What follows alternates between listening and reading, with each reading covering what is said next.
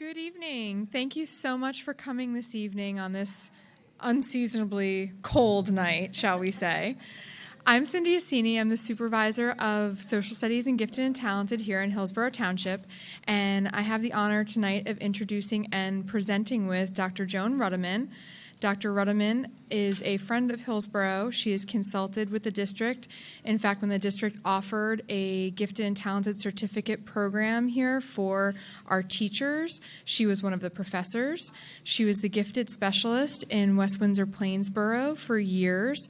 She's also very active in the National History Day program, which we do offer starting at our intermediate school.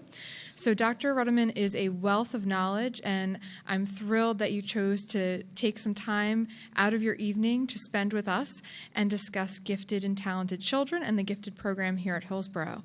So I'm going to start the presentation and just give you a brief overview about gifted in Hillsborough. Then Dr. Rutterman will take over and tell you a little bit about the theory of gifted education, which is a field that is still emerging and a field where not everyone agrees. But we do work very closely with specialists in the field like Dr. Rutterman to have the very best program we have here designed to meet the needs of all your children. So after Dr. Rutterman shares some information, then I will sum up with the identification process, information about that here in Hillsborough, and then we'll take questions and hopefully answer and have you leave here tonight feeling like you learned what you wanted to learn and have every confidence that we're doing all we can to enrich all of our students here, and especially those who have exceptional needs. So with that being said, I'm going to start off with a little bit about the board policy, because as an employee here in Hillsborough, it's my job to do what the Board of Education asks us to do. So they have a mission statement, and the mission statement, basically to sum it all up into a word, is we want to educate leaders to be responsible and to meet their fullest potential. That wasn't actually a word, it was more of a sentence. I do apologize about that. So, as far as the board policy specifically for gifted education, we are to identify students by comparing them to their age level peers.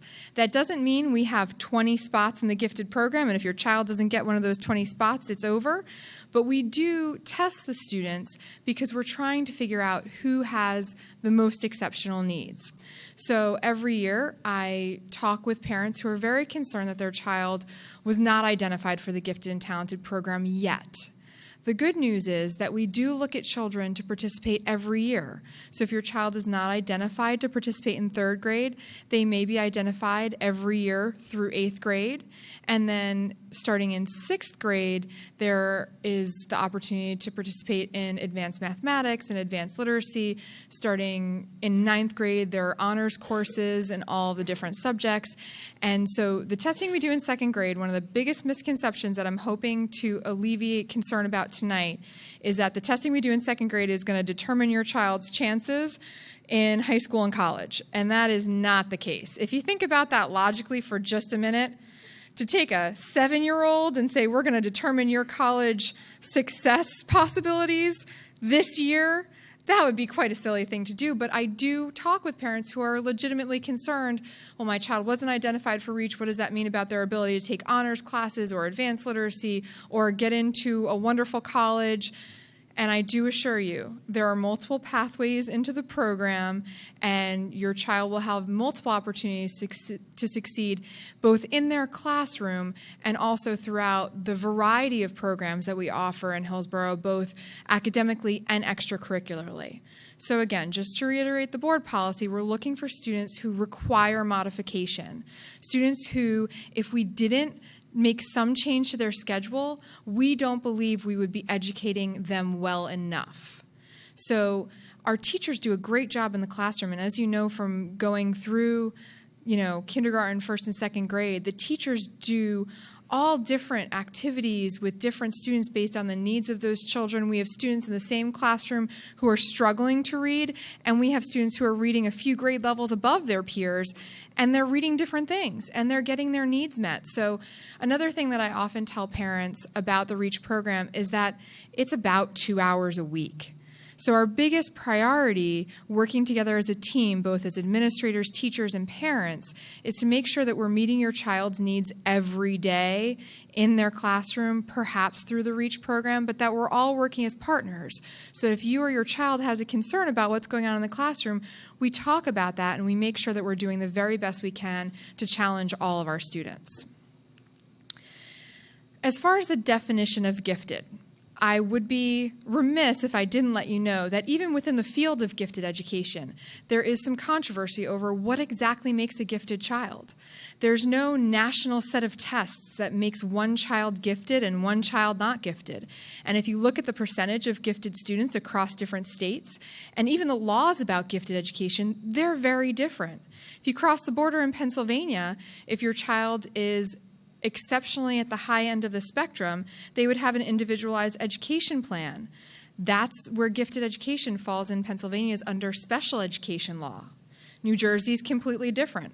All the state of New Jersey tells us is that we have to have a gifted program and we have to identify students fairly to participate in that program. That's all we have to go off of from the state.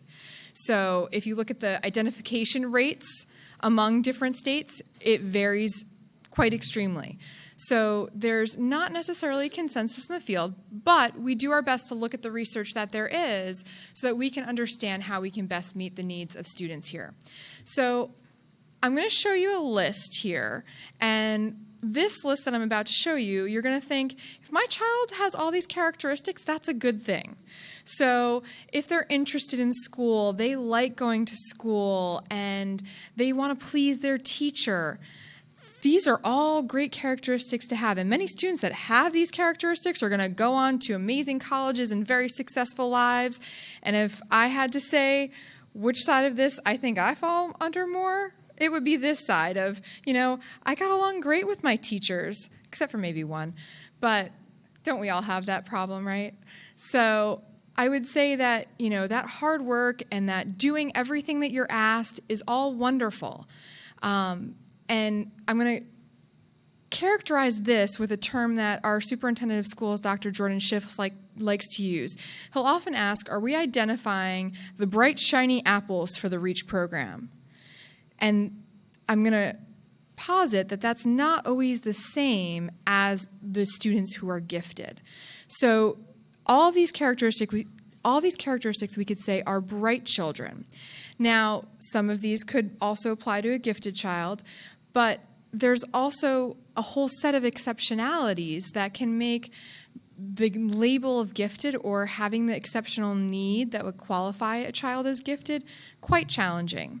So gifted students often are very intense, or gifted children, they're very curious. They have lots of questions. Sometimes that could seem really off topic to what you're doing. They may have trouble relating to children their own age and prefer adult conversations. They're very observant, and they're the type of person who will dig in when they really want to learn something, who will be at the dinner table reading the book about space that they just cannot put down while, everyone else is having dinner and conversation. So a symbol that I like to use for these two lists actually comes from The Simpsons. So if you had to pick a Simpsons character who does everything the proper way and is liked by all of the teachers and follows all the rules, does anyone have a Simpson character in mind? Lisa Simpson. So Lisa Simpson you could characterize as the bright child who's going to do really well in school, and man, would she be a pleasure to have at home. Gifted children can kind of be like Bart Simpson. So I had the pleasure to go to the National Association of Gifted Children conference, and I heard someone speak, Jack Andraka, and you can Google him. He's quite amazing. As a high school student, he got motivated to try to find a test for pancreatic cancer. And in the process, he decided that he was going to do experiments in his basement. So he knocked the power out to his whole neighborhood one night. He also, in his version of the story, probably had his mother put on some terrorist watch lists based on the chemicals he was ordering from odd online companies. And then he finally got lab space to create his test when he realized that it wasn't as simple as asking for cancer cells to do research on for Christmas. So you have kids that are really out of the box and out of the norm of what we would think. And those students in particular are the ones that we want to make sure that we're servicing, because they may not look like the top students in the class, but they may have some exceptionalities that really require modification to their schedule. So I wanted to present you with that contrast so you can understand both the benefits of giftedness, but also some of the difficulties and challenges, and why we do have a gifted program is to make sure that students like Bart Simpson don't fall through the cracks because they don't play school well. And Dr. Rutter will talk a lot about the game of school. So what does that look like in the classroom? If you have a Lisa Simpson, they may need a couple of repetitions to understand a concept. They're happy to get a set of questions and read about the answers in books, and they like everything presented in a logical, sequential manner. You get a Bart Simpson, and they are just so curious, and they want to ask questions. They can get things really quickly and not need the same number of repetitions that another child would need. And they really like to produce and invent and show their creativity, sometimes in ways that might not work really well when you're in a classroom of 25 elementary kids. So I do see some of you, taking notes or taping, and that's totally fine, but I do want to let you know that the presentation will be online tonight, as will a video of the presentation. So you'll have everything that you need on the district website, so you can just think about whatever questions you have and try and absorb as much as you can. So again, back to that board policy, we're comparing the students to see which ones have exceptional needs that require modification. So a lot of parents think, well, this is just a nice extra in the day. And I do encourage you to work with us as partners, because we want the best placements for your child. We don't want your child not to get services that we need, but we also don't want to place them in an environment where there may be children working at a significantly faster pace, because we don't want your child thinking, well, I'm not as good as those children. So we do a whole set of screening to do our best to identify students who really require modification to their program. What does that actually look like in practice? Well, as you're aware, in the early grades, the REACH teachers work with all of the classroom teachers. And in particular in grades 1 and 2, they push in and do a special about creative thinking skills, about fluency and originality, and all of these different REACH thinking skills. In grades 3 to 4, we do identify students more formally, and they participate in a pull-out program that's usually twice a week for a total of about 2 hours, maybe a little bit more.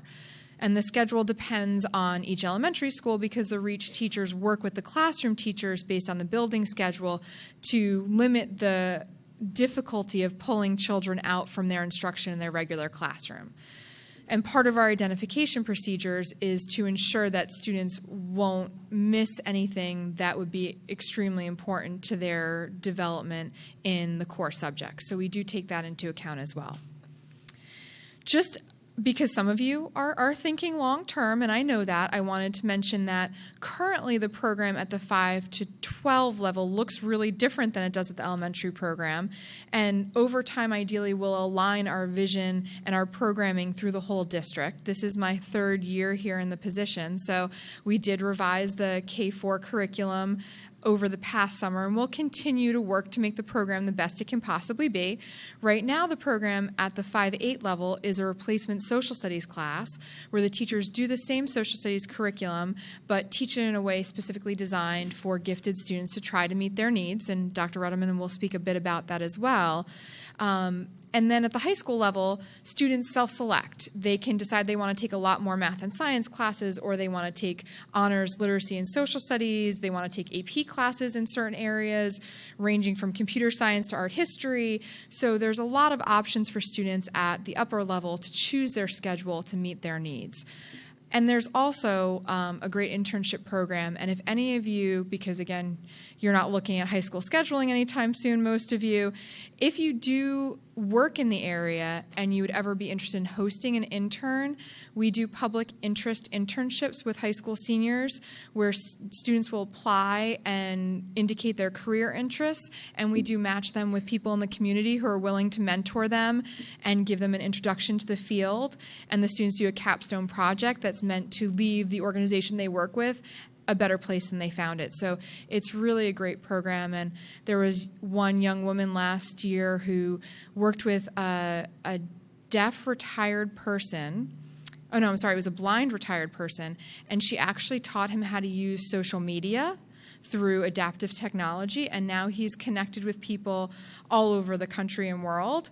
And she was so motivated by working with him, she's considering a career in the field. So it can really be life-changing for both the participants and mentors and the students who are involved. So with no further ado, I'm going to invite Dr. Rutterman to talk to you about the whole concept of gifted and talented and how we can best meet the needs of those children.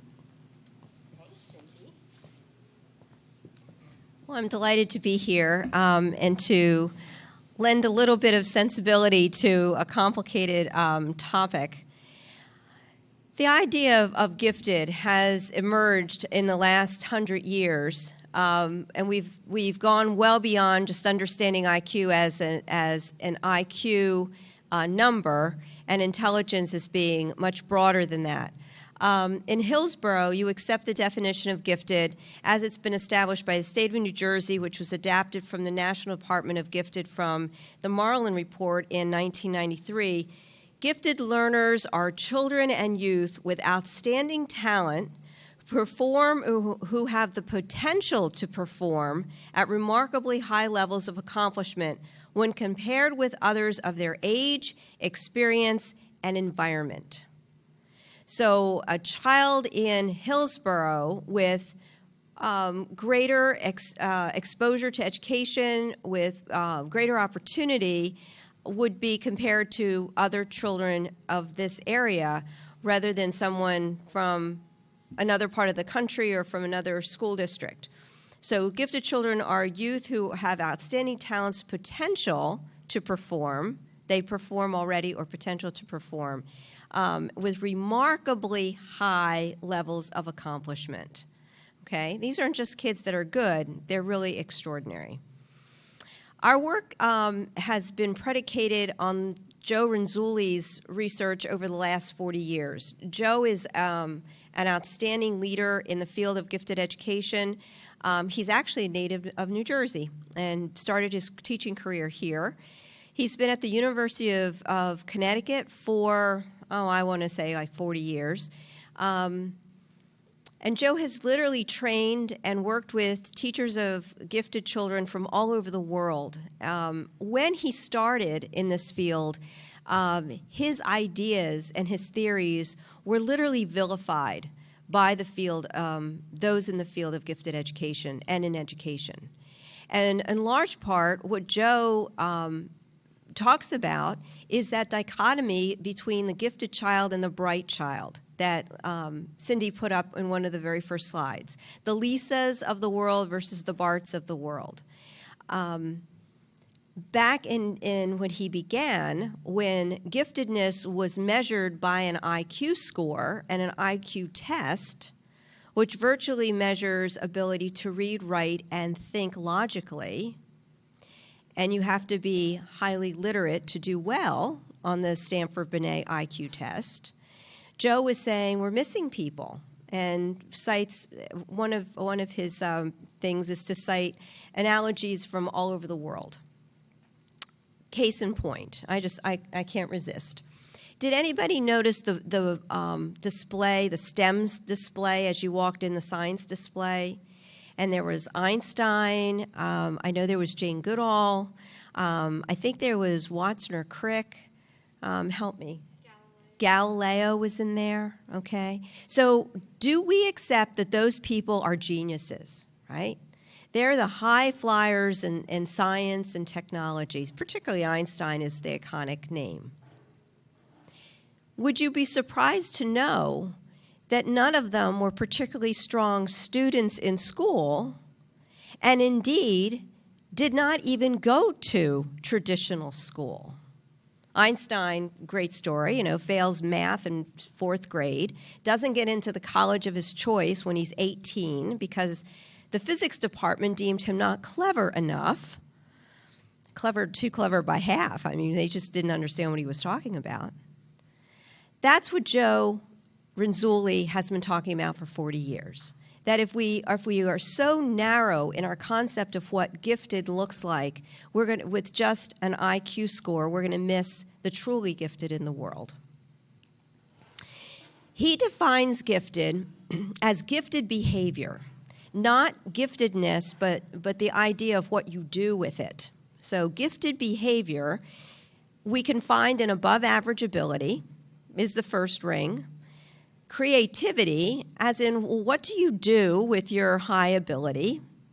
And then the third ring that's so essential is task commitment, which is often talked about in terms of intrinsic motivation. Task commitment. How badly do you want it? When those three things, high ability, creativity, and task commitment, intersect, you have gifted behaviors. Joe says, not all the time, not in every situation, It's not like it turns, the giftedness is there, the potential is there, but it doesn't manifest itself 100% of the time. Makes it even more complicated to find the gifted child. What if you have a child that just tunes out in class, doesn't particularly pay attention because they're thinking really interesting thoughts in their head, or they don't do their homework, or they don't listen to the teacher, and teachers will say to me, well, Joan, he can't possibly be gifted. He doesn't do his homework. Well, there you go. That's the number one criteria for he probably is gifted. Well, I shouldn't say that. But highly gifted people are highly selective with what they do, and we're going to see this in a moment. Dr. Renzulli, Joe, talks about defining schoolhouse gifted. And that we need to appreciate the needs of students like Lisa. They are kids who love school, they love learning, they are just gung-ho with anything we can do for them, and we need to make school as engaging and exciting for them as possible. Is the gifted and talented programming that is offered necessarily the thing that's going to engage them? Not necessarily. Might be, but not necessarily.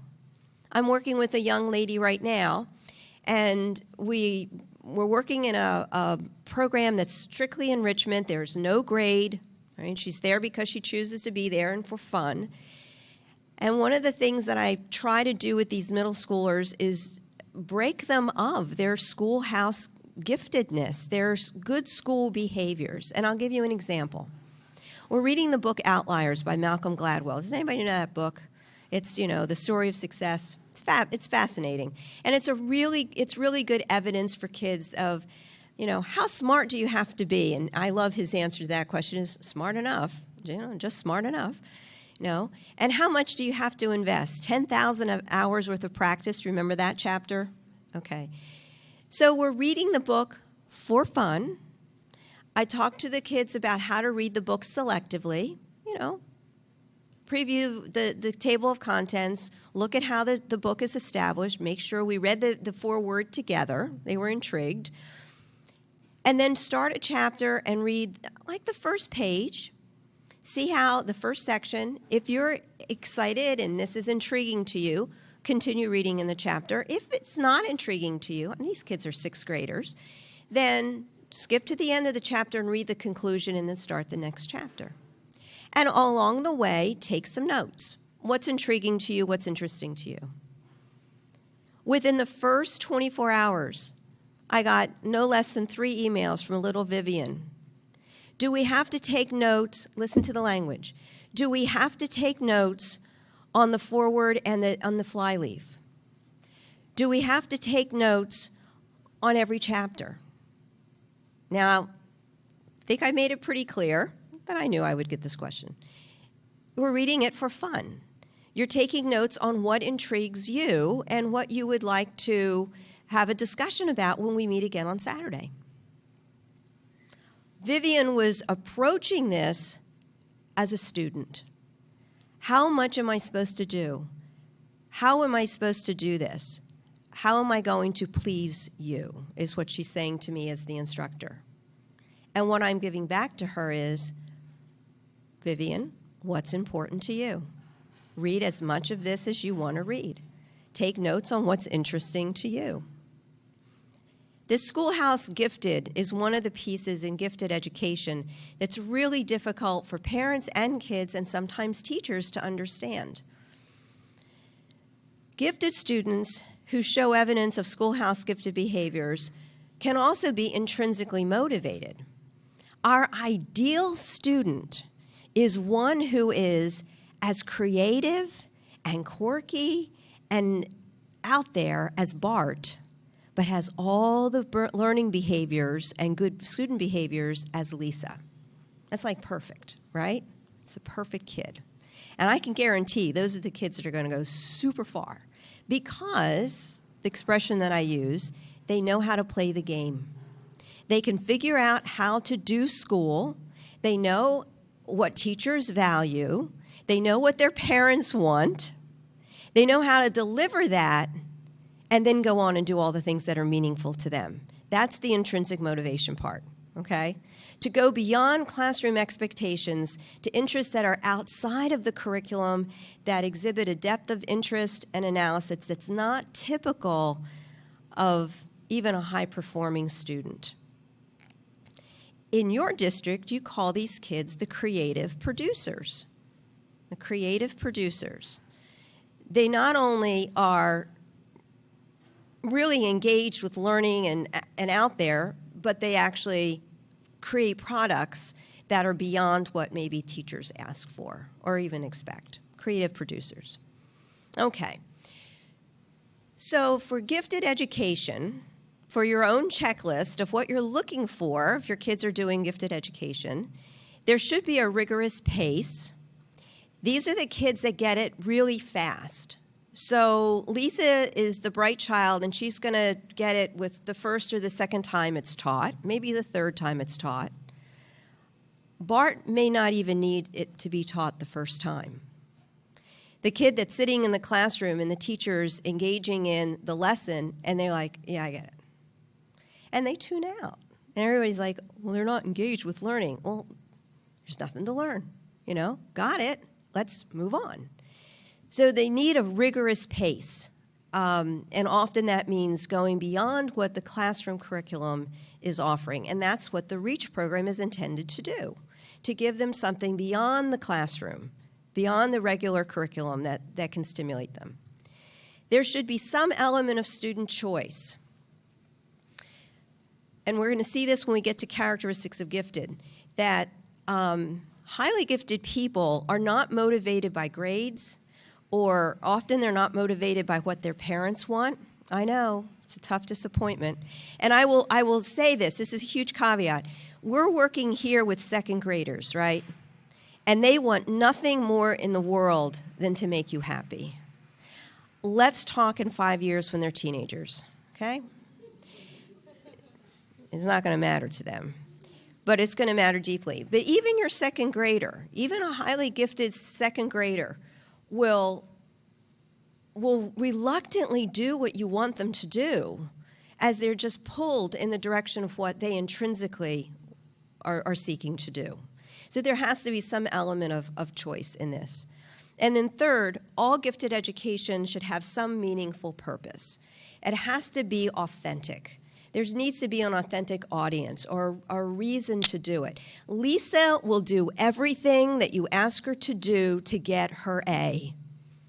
That is highly motivating for her. And I am not denigrating that because I was talking to Cindy tonight. I'm fourth generation teacher in my family. 2 of my 3 children are teachers, and one is an HR specialist, and she does a whole lot of training, so there's a school teacher thing in there too. I have a doctorate in education from Teachers College, Columbia. Nobody does school better than me, you know? And I'm like the classic school kid. But I will tell you that what a gifted kid really wants is not that A. They want something that matters. And where an A means a lot to people who love school and doing school, a gifted kid doesn't even care if you're going to fail this. If you don't do it, well, go ahead and fail me. Very difficult for parents and teachers to deal with.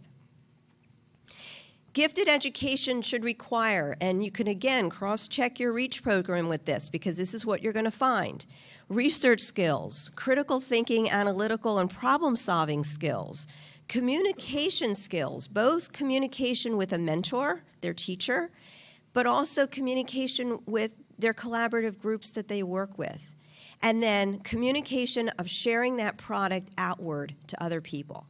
How do they deliver that? I've known in my time some really brilliant people that have never achieved what they should achieve in their careers because they can't communicate it effectively, either by writing or by delivery or even by talking to the folks that they're working with. So the communication piece is key. This screen merely is my bona fides to say there's a lot of research that backs up what's going to follow, okay? So just understand, and there's much more than this. Characteristics of gifted kids. There's a lot of positives. They have an alertness. They're rapid in their reading and their and superior in their language ability. They enjoy learning, analytic ability. They're keen observers, high capacity memory, a very efficient, superior reasoning and problem solving.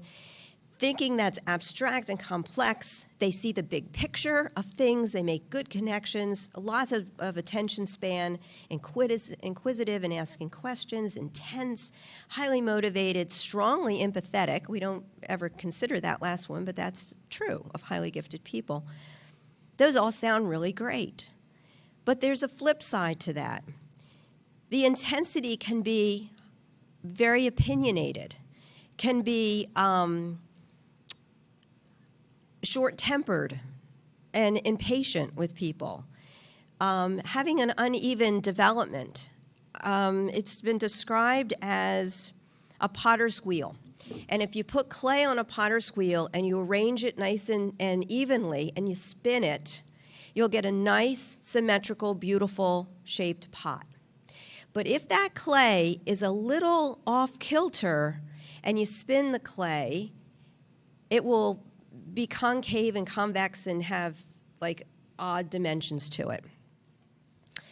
Highly gifted people sometimes are highly gifted in some ways and not as highly developed in other ways. And often we see it with social emotional.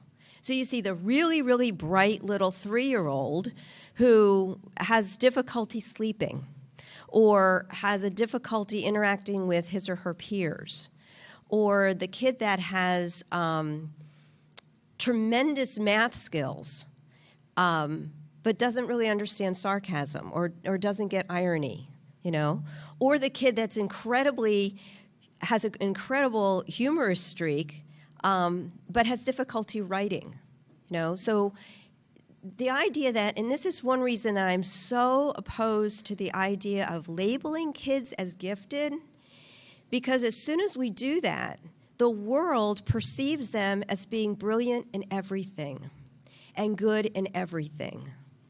And that's really problematic. I am a reading specialist, and the beginning of my career, and even to this day, I work with basic skills students as well as gifted students, students that have learning difficulties. And I hated to have those kids labeled because it was like, okay, you're slow in everything. That was not true.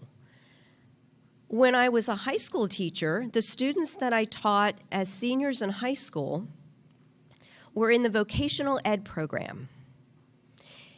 These kids went on, many of them, to own their own companies in heating, air conditioning, the girls with hairdressing. If you label, then if you have to list the people that you could not live without in your life: women, It's your hairdresser.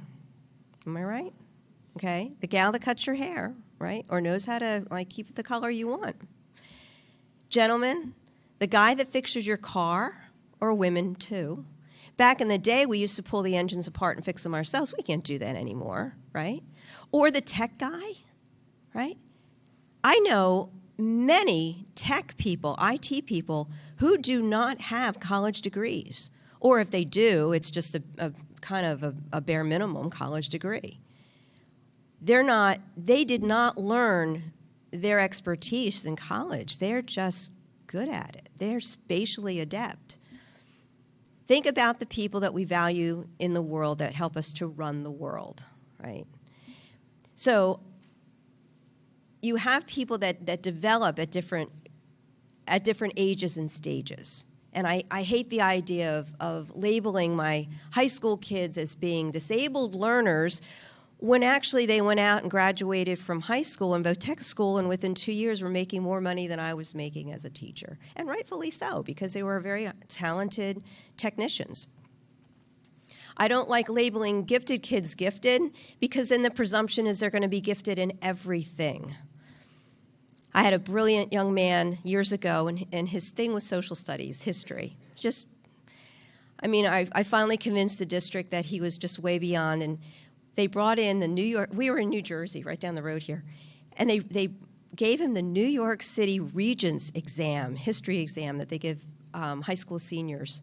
And he got one wrong, and then he argued that the question was wrong and showed how the question should be rewritten. So they decided that, okay, as a freshman, he could take AP history courses and he could do some advanced work. We're going back years ago. This is a good 25 years ago. And when they then put him in advanced math and advanced science, he went, no, that's cool.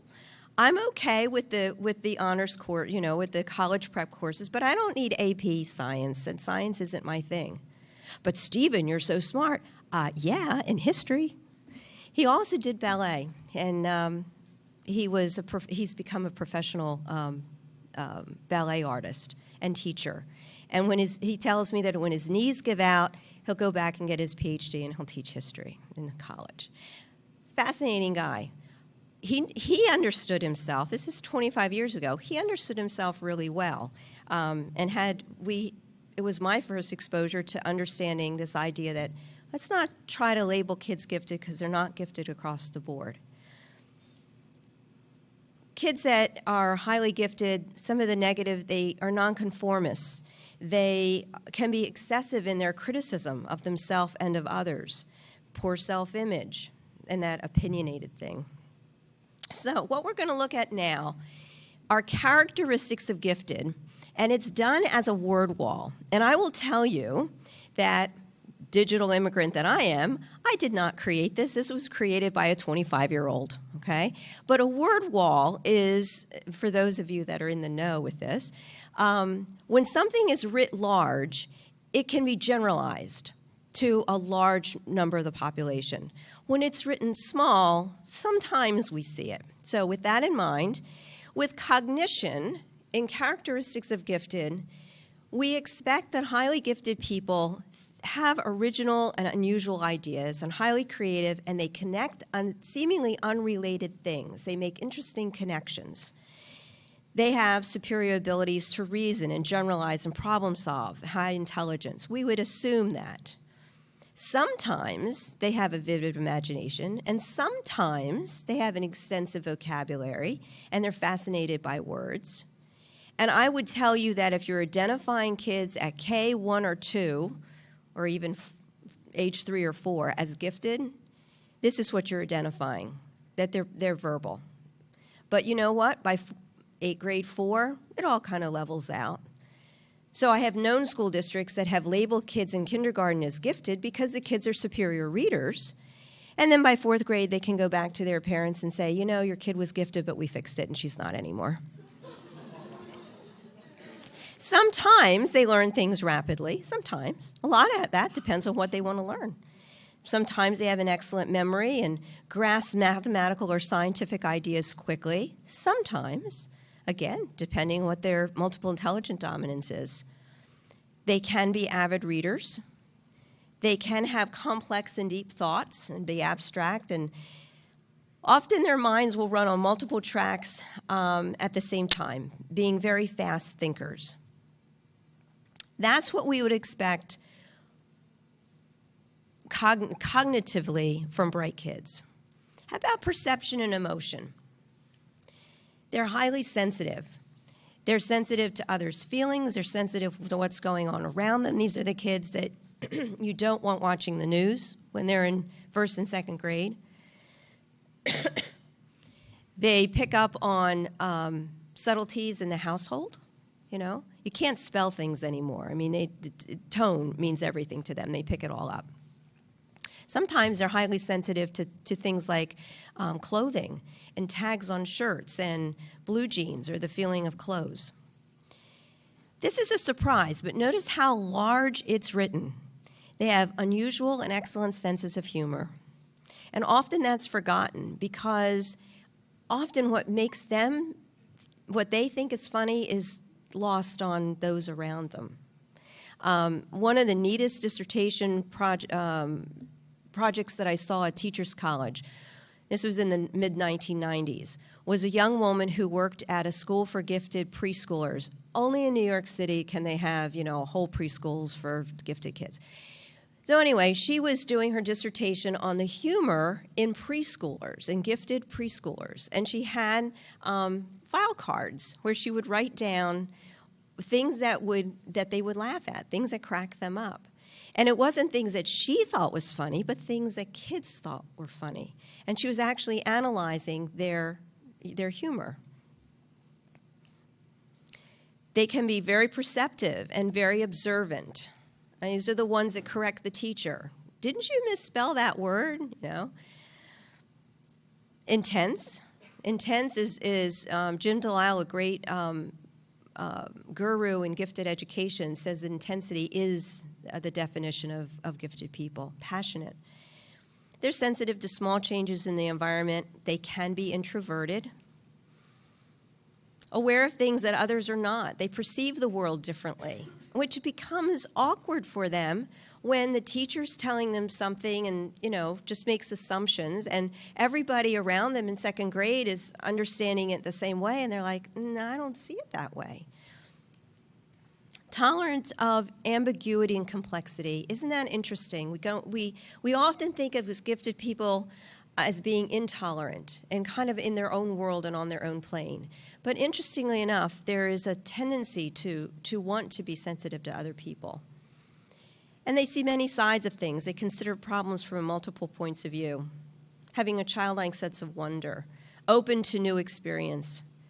And if we do our job well, they're emotionally stable and serene. And that may surprise people most of all, because in the field of gifted education, we get so worried about the at-risk child. Because of the social-emotional, they can be at risk. But notice it's writ small, but it's there. So if we, parents and school teachers, do our job well, these kids can be very stable and really a very positive force in their classroom with others and at home with family. What motivates them and what do they value? Good news, bad news is that they're perfectionists. And perfectionism, writ large, highly generalizable across the whole domain of gifted. Setting high standards for themselves and setting high standards for others. Making corrections on their paper and just, rubbing it out to the point that they rip the paper. One of my favorite stories, highly gifted man, Robert Frost, one of America's great poets. He was at college at Harvard. He was taking a course at Harvard. He didn't finish at Harvard, but he was taking a course in poetry. And the professor said, we're all going to free write for 15 minutes. So everybody, and Robert Frost has his head down and he's working, and pondering and working. And professor comes over and looks over his shoulder and he says, so Bob, how long you been working on that piece? And Robert Frost looked at him, he said, 6 months. Nobody ever sees my first draft. He was highly a perfectionist.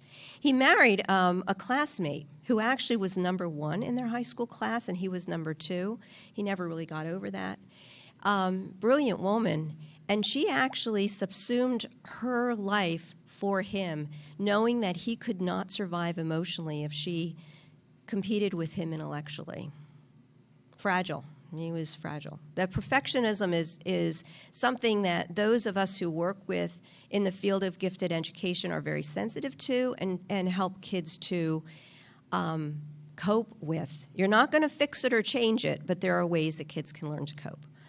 They're curious and they have an intense desire to know, which is an intense motivator, very independent and autonomous. Less motivated by rewards and praise, not motivated by grades, right? These are the kids that drive you crazy because you're saying, but you know, you have to do well in this class because it's going to count for your GPA. And the kid's like, who cares? That's when they're in high school and you want them to get to college and you're like, oh my gosh. So helping kids to learn to play the school game. Anyone that works with gifted kids understands these characteristics of gifted and helps them to understand, yep, it matters. You might not want to do it, but no, it's something that's required. And it will get you to your ultimate goals. So they're driven by their own motivation. They're seekers of ultimate truths, and they look for patterns in life. They enjoy challenges. They like to take risks. As someone who's worked with teenagers for most of my career, I wanted to set out intellectual challenges for my preteen and teenagers, because if they're not intellectually challenged, they will find other challenges because they're teenagers, and frankly, their brains are wired to go after that dopamine fix when they take a risk and, you know, it's rewarded and it's a wonderful, exhilarating feeling. So I don't want them shoplifting or taking drugs or doing bad things. So to give them intellectual challenges and giving them intellectual risks to take that will give them that adrenaline and that kick is healthy for them and productive. This is one reason that I think that competitions are good for gifted kids.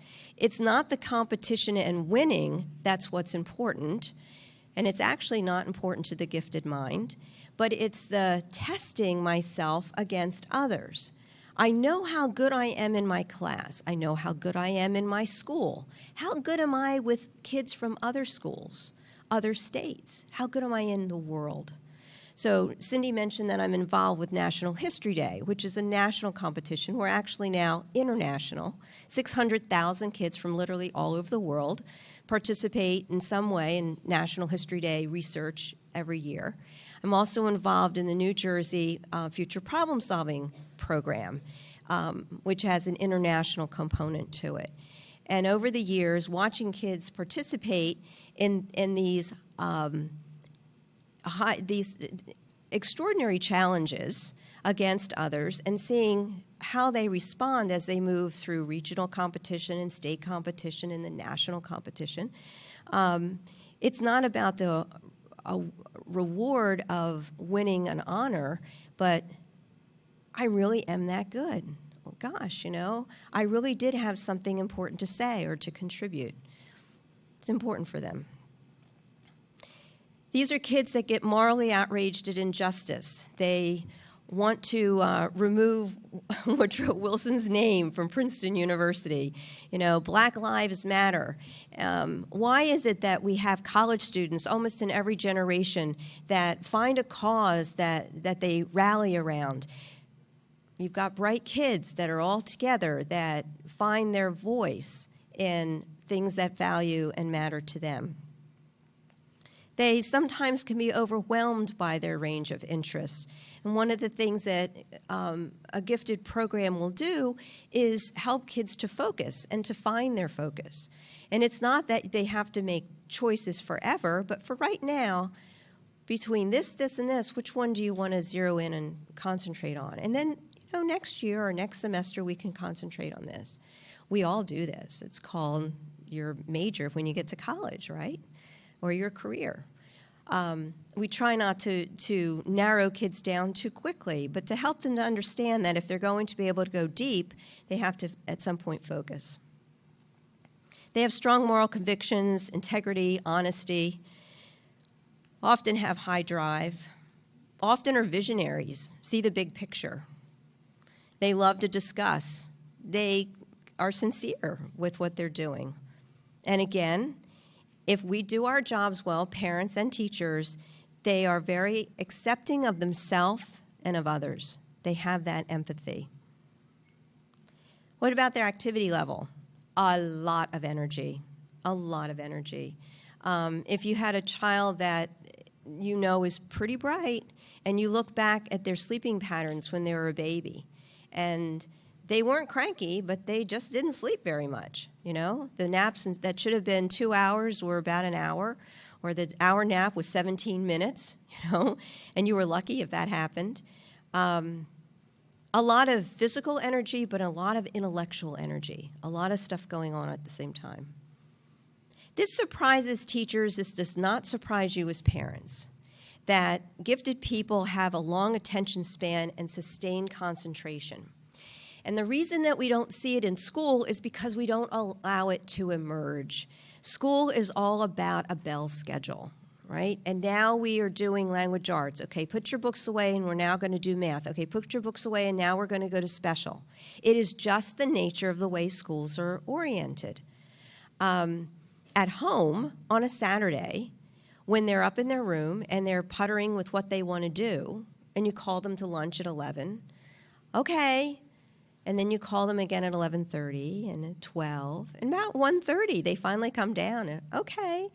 But they were so engrossed in what they were doing that they didn't want to leave it. And I'm not talking video games, okay?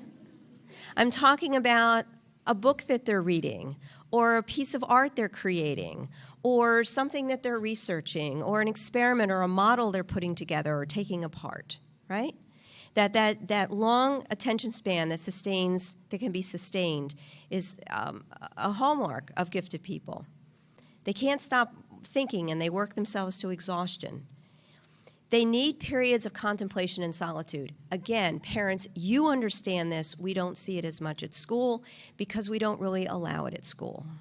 I used to say to my middle schoolers, just for fun, go into the cafeteria and sit with a book at a table by yourself and see how long, just count seconds, how long it takes to have 3 adults. Are you okay? Do you feel all right? Do you need to see the nurse? Do you have friends? Are you new to the school? I can hook you up with somebody. No, I just want to sit here and finish my book. No, unacceptable social behavior for middle schoolers. So, kids who have learned to play the school game, and they all do, learn how they're to sit together and they play on recess and they do all this social stuff, and they come home and they are physically, emotionally, mentally exhausted. And what do you get? You get the shell of the kid.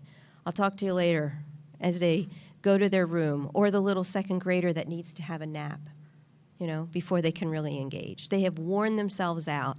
They need those periods of contemplation and solitude, and that's okay. That's a good thing. And they can be spontaneous.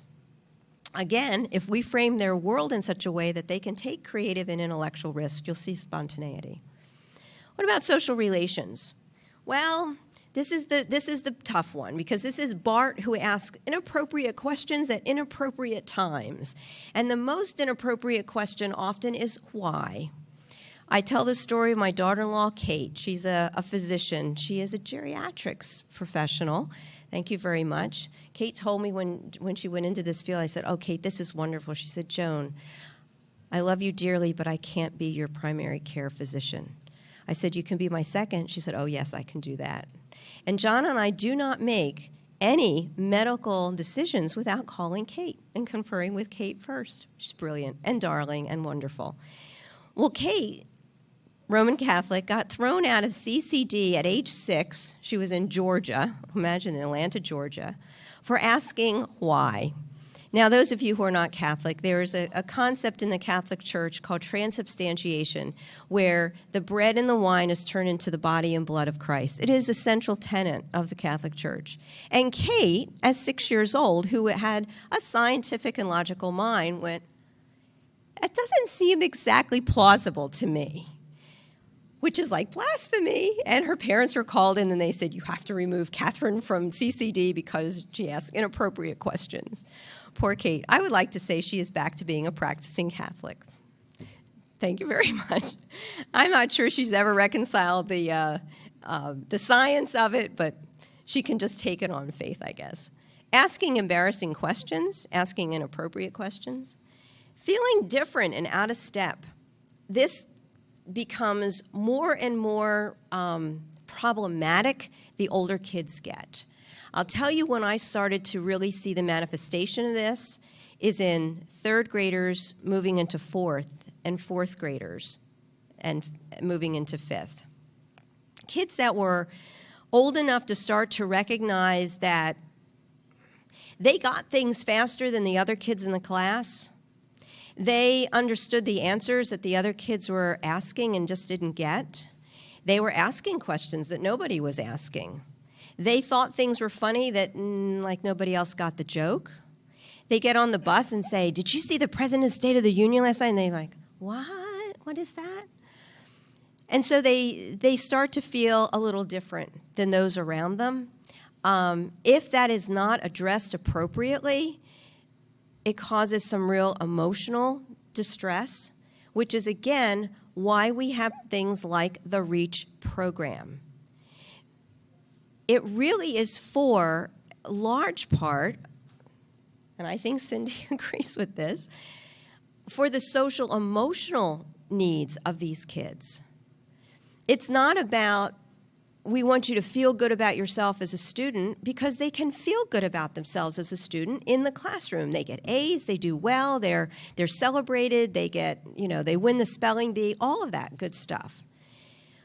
But where do they get to interact with kids who are like them, like-minded peers? A couple of hours a week in a REACH program. And Cindy apologized. It's only a couple hours a week.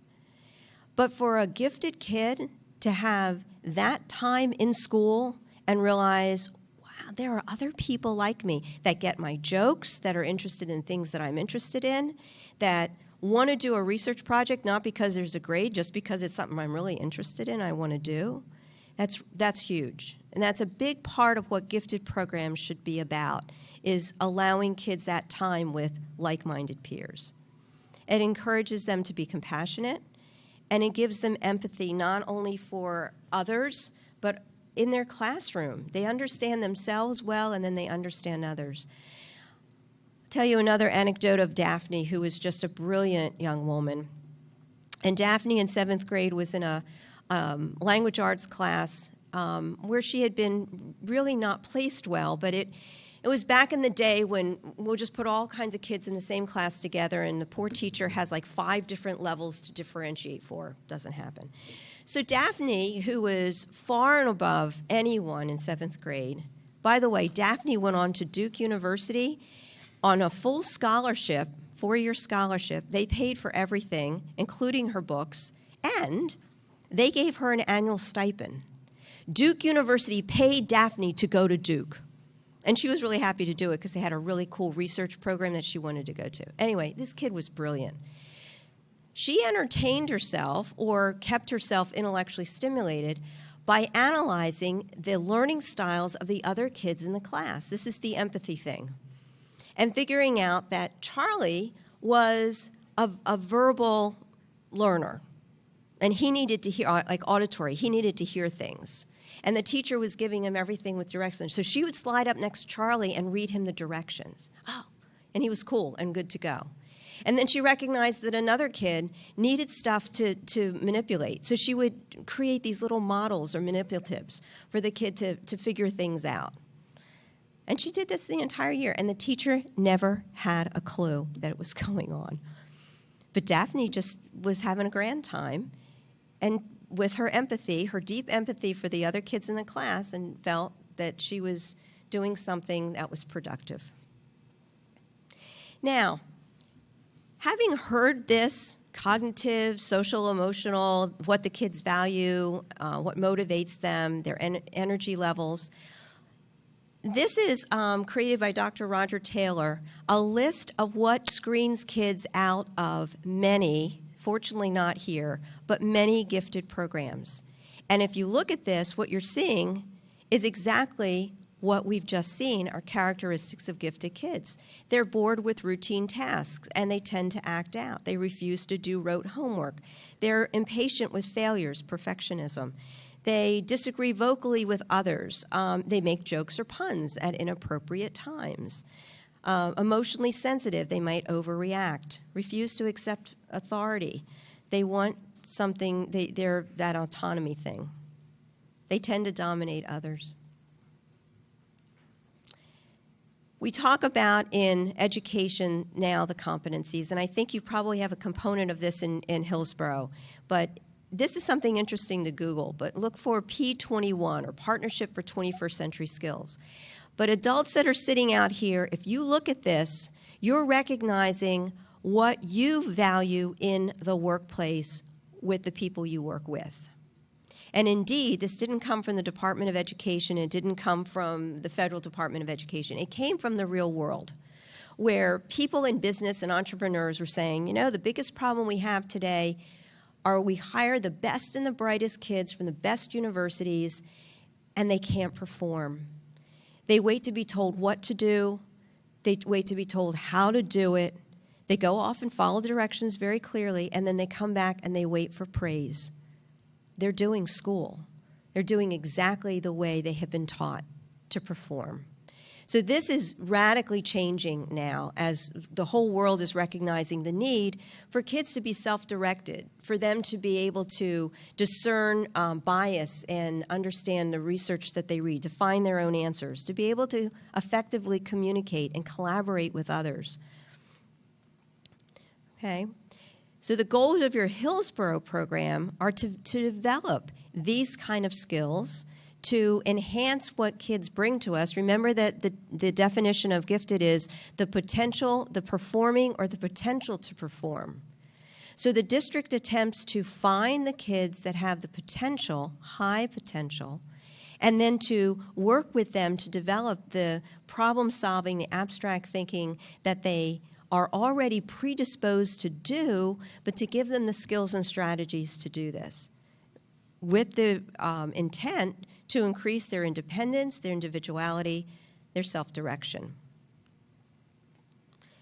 The REACH program meets the needs of special needs, interests, and abilities of identified students in these ways. And I think that you can pick this up online. This is in all of the literature, and you can see that it all relates back to feeding the needs of the characteristics of gifted.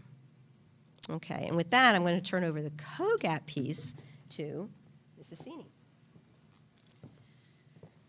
So like Dr. Ruddiman said, we're looking for potential. So there are a variety of educational instruments that are used out there, both through the state and through the country to identify for gifted programs. One of the important mechanisms we use here is the COGAT test, because it is a test for ability, because the researchers behind that test have created national norms to help us compare students, and also because they've put effort into making that test as culturally unbiased as possible. There are no perfect standardized tests out there. I wish that there were, because it would make my job so much easier. But the COGAT is a very important tool, and we've monitored the scores of students over years to be certain that that's what we feel is the best tool to help us compare students in Hillsborough. Just for your context, students in Hillsborough tend to do very well on the COGAT, and one of the more helpful measures when you receive COGAT scores back from me, which should be by email in the spring. So one of the more useful things to look at is the local percentile rank, which will tell you how your child compares to all the students in Hillsborough rather than all the students nationally. It's great if your child is doing well across the nation, but we have approximately 10% of our students here who are at the 97th percentile or above. So you should feel really good that your child is going to school with lots of children who are doing very well in cognitive ability compared to all students across the nation. It's really remarkable. So there are 3 parts to the COGAT, by the way, and you'll get all of that information in the score report. You'll be able to see results for your child's verbal, quantitative, so think literacy, think math, and nonverbal, which is more of your visual spatial. And another reason why we use the COGAT with second grade students is it's not a reading and writing test like most of the tests that you take, because students have different levels of literacy. At the early elementary level, it's a very visual test. So, if you're concerned about your child's reading in the COGAT, it really is appropriate for second graders, and it really is designed to try to get at their ability, not just their literacy and their verbal skills. As far as preparing your child for the COGAT, we really do urge you to keep a regular routine, do everything that you do on a normal school day where you're trying to prepare your child to have a great day at school. And the most important thing is to tell your child that this is a test about how they learn and think. And it is really important because we know that depending on what we tell children about tests, it can affect how they feel and also how they achieve on those tests. So I urge you to keep the regular routine, and also don't do anything that would make a child feel more stress about this test. We know that stress inhibits cognitive function, and again, we want all children to be able to show their potential through this assessment. So the more we make it business as usual, the better it will be for the children, and the more accurate idea it will give us of their ability. It's going to be the week of January 25th. If for some reason you're out of the country that week, there will be a makeup week.